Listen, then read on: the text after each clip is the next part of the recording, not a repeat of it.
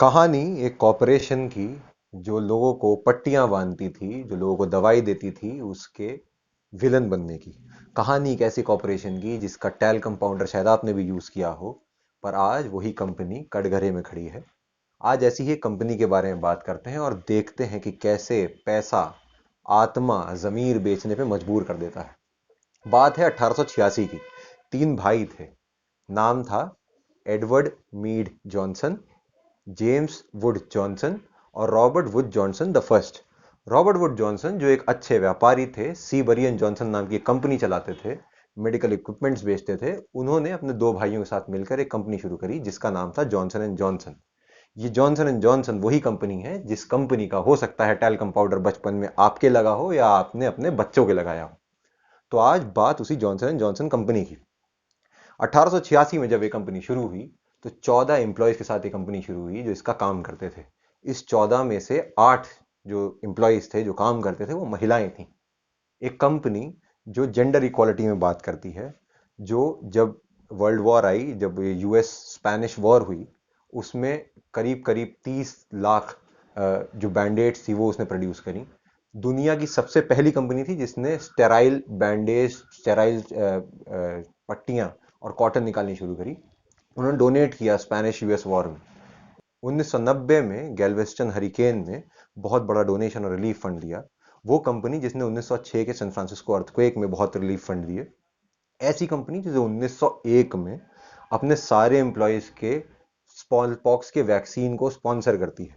वो कंपनी लोगों के गले दबाने पे कैसे आ गई, आज कहानी इसी की है।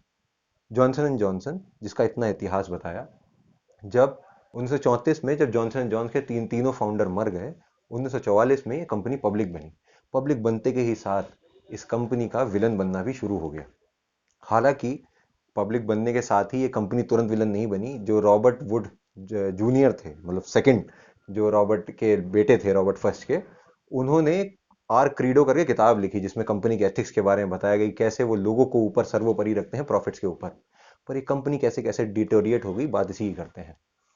इस कंपनी ने 1982 में शिकागो में टाइनॉल डेथ्स जो हुई, टाइनॉल एक पेन किलर मेडिसिन होती थी जो लोग खाते थे और बहुत पॉपुलर प्रोडक्ट था जॉनसन जॉनसन का।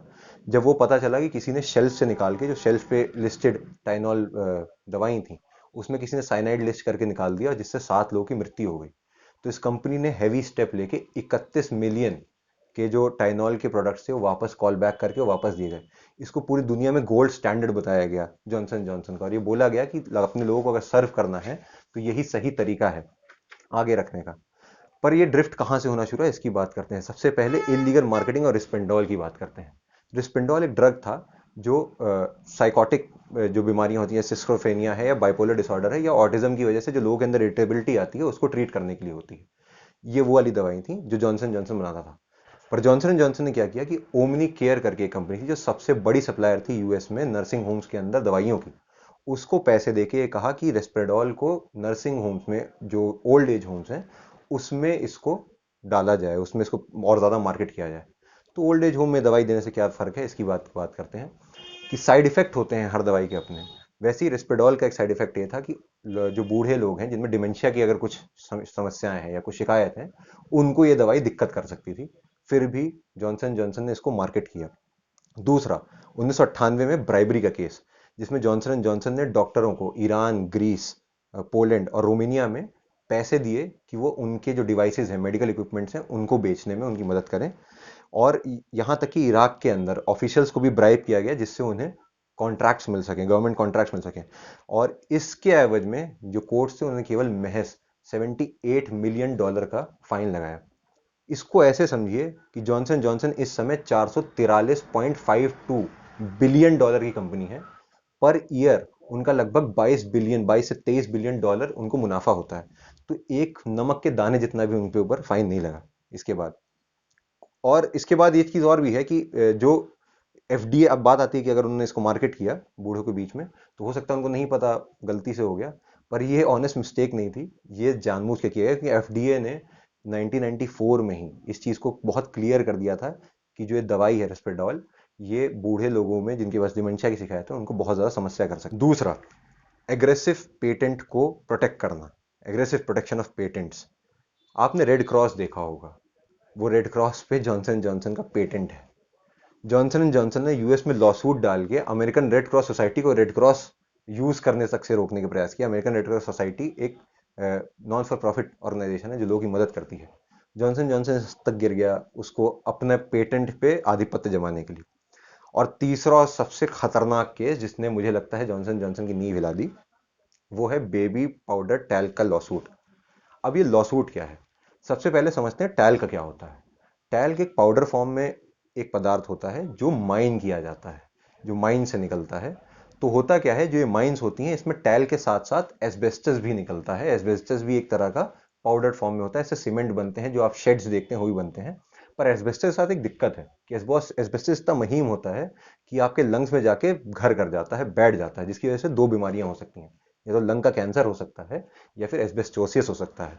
दोनों में ही बहुत दर्दनाक मौत होती है। और अगर आपको लंग का कैंसर एस्बेस्टस की वजह से हुआ है तो आपका जो मिनिमम लाइफ स्पेन है, लाइफ एक्सपेक्टेंसी है, मतलब जितने दिन तक जिंदा रह सकते हैं वो लगभग 1 साल है। 1 साल तक ही एक व्यक्ति जिंदा हो सकता है। तो ये टैल्कम पाउडर है, इसमें एस्बेस्टस की बहुत हाई मात्रा में प्रेजेंस पाई गई जब इसका एफडीए ने जांच की। और ऐसा नहीं कि जॉनसन जॉनसन के बारे में नहीं पता था। जॉनसन जॉनसन ने 1972 से लेकर 1975 तक जो टेस्ट किए टैल्कम पाउडर में, उसने हाई मात्रा में, जो अलर्टिंग मात्रा थी, उसमें अपने पाउडर में एस्बेस्टस पाया और एफडीए को इस बारे में इन्फॉर्म नहीं किया। और आपको लगा होगा कि इतना सब कुछ होने के बाद कुछ बहुत कुछ हुआ होगा, कुछ बहुत दिक्कतें हुई होंगी जॉनसन जॉनसन के बाद, पर ऐसा कुछ भी नहीं हुआ। लॉसूट फाइल हुआ, उसमें मात्र 35 बिलियन डॉलर या 22 बिलियन डॉलर में ये लोग छूट गए। अब आप सोचिए कितना कम फाइन लगा उन पे। 2 महीने के फाइन, 2 महीने का जो उनका प्रॉफिट है उतने फाइन में वो लोग छूट के बाहर आ गए। राउटर्स एक मीडिया संस्थान है जिसने इसके ऊपर पूरी स्टोरी करी, जिसने दिखाया कि ये कैसे कर रहा है। तो जॉनसन जॉनसन उसके खिलाफ एक फेडरल जज के पास पहुंच गए, ये बोलने के लिए राउटर्स की जो न्यूज है उस रिपोर्ट को बाहर आने से रोका जाए, राउटर्स को जॉनसन जॉनसन के खिलाफ लिखने से रोका जाए। राउटर्स ने एक और चीज निकाली, राउटर्स ने निकाला एक प्रोजेक्ट प्लेटो, कि कैसे जॉनसन जॉनसन अपने टैल्कम पाउडर को सुधारने की बजाय, उसमें से गलतियां निकालने की बजाय, एक प्लान सोच रहा है कि कैसे सारी लॉसूट्स को किनारे करके और पेनल्टी से बचा जा सके। तो जॉनसन जॉनसन ने एक दिमाग ये लगाया कि एक सब्सिडरी कंपनी बनाते हैं, सारे लॉसूट्स उस पर ट्रांसफर करते हैं और उसको बैंकरप्ट घोषित कर देते हैं, ताकि लॉसूट बैंकरप्सी विभाग में चला जाए और उनको हैवी फाइन ना देना पड़े या उनको कोई सजा ना हो। और आखिर में एक चीज जो सबको समझ में आनी चाहिए, कि अमीर लोग कैसे आपका फुद्दू काटते हैं, कि पैसा और लालच कैसे लोगों की जिंदगी से बड़ा हो जाता है। 2006 से 2015 तक जितने भी फार्मास्यूटिकल कंपनीज थी जो ओपियोइड बेचते थे। ओपियोइड क्या होता है? ओपियोइड एक तरह का केमिकल है जो मॉर्फिन जैसे लक्षण देता है शरीर में जब आप उसका कंज्यूम करें। हमारे शरीर में ही बहुत कम मात्रा में ओपियोइड पैदा होता है जो आपको दर्द से लड़ने की या समस्याओं को झेलने की क्षमता देता है। और जब आप ओपियोइड को बहुत ज्यादा ग्रहण करते हैं तो आपके अंदर समस्या आ जाती है। और अगर आप ओपियोइड को ग्रहण करते हैं तो इसका एडिक्शन होना भी बहुत मतलब बहुत जल्दी एडिक्शन हो जाता है इसका। तो आपको लगता होगा कि जो सब्सटेंस, केमिकल सब्सटेंस इतना पोटेंट है, इतना खतरनाक हो सकता है, उसको बचाने के लिए तो जितनी फार्मास्यूटिकल कंपनीज होंगी वो जी जान लगाती होंगी, पर इसका उलट हो रहा है। 2006 से 2015 तक जैसे मैंने बताया कि 880 मिलियन डॉलर्स पंप किए गए लॉबिंग के लिए, जिससे ओपियोइड फ्रीली अवेलेबल हो मार्केट में, लोग आसानी से ओपियोइड की जो दवाइयां हैं वो खरीद सकें, पेन किलर्स में मिलता है ओपियोइड। और इसमें जॉनसन जॉनसन जो कंपनी है उसका बहुत बड़ा हाथ था। तो इसको देखिए, इसको समझिए, इस वीडियो को, इसको शेयर करिए, ताकि लोगों को समझ में आए कि कैसे पैसा, लालच, ये किसी कंपनी को आपके जो हेल्थ है उससे भी ऊपर रखती है। कोई कंपनी हो सकता है अरबों मिलियन डॉलर्स कमा ले, बहुत ज्यादा अच्छी टॉप 9th कंपनी है पूरी दुनिया की जॉनसन जॉनसन, फॉर्च्यून 500 में 9वें नंबर पे आती है, इतना प्रॉफिट है उसके पास। पर अगर वो इंसानियत खो देती है तो क्या ऐसी कंपनियों को, ऐसे ऑर्गेनाइजेशंस को आप अपनाएंगे और इनके प्रोडक्ट्स को अपने बच्चों को खिलाएंगे या उनके ऊपर लगाएंगे?